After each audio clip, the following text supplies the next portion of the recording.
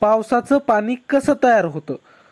चला तर मित्रांनो जाणून घेऊया. पावसाचं पाणी तयार होण्याची प्रक्रिया पाण्याचा जलचक्र वॉटर सायकल या नैसर्गिक प्रक्रियेवर आधारित असते. सर्वप्रथम पृथ्वीवरील समुद्र, नद्या, तलाव, धरण आणि जमिनीवरचं पाणी सूर्याच्या उष्णतेमुळे वाफेत रूपांतरित होतं. ही वाफ अतिशय सूक्ष्म आणि हलकी असल्याने ती वातावरणाच्या दिशेने वरच्या दिशेने जाते.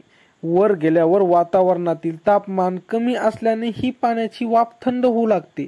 थंड झालेल्या वाफेचे लहान लहान थेंब तयार होतात आणि हे थेंब एकत्र येऊन ढग तयार करतात. या प्रक्रियेला संघनन म्हणतात.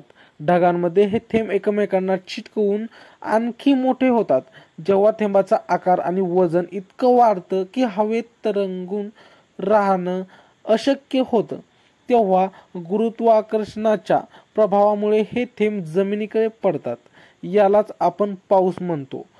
पाऊस पडताना वाऱ्याचा वेग, तापमान आणि वातावरणातील प्रदूषण यांचा त्यांच्या शुद्धतेवर परिणाम होतो.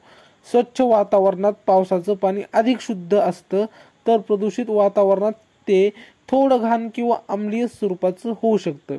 अशा प्रकारे सूर्य, पाणी, हवा आणि ढग यांच्या संयुक्त क्रियेने पावसाचं पाणी तयार होतं. हा संपूर्ण चक्र पाण्याचं बाष्पीभवन, वाफेचं संघनन, ढगाची निर्मिती आणि पर्जन्य या निसर्गाने दिलेला अखंड जलपुरवठ्याचा अद्भुत मार्ग आहे.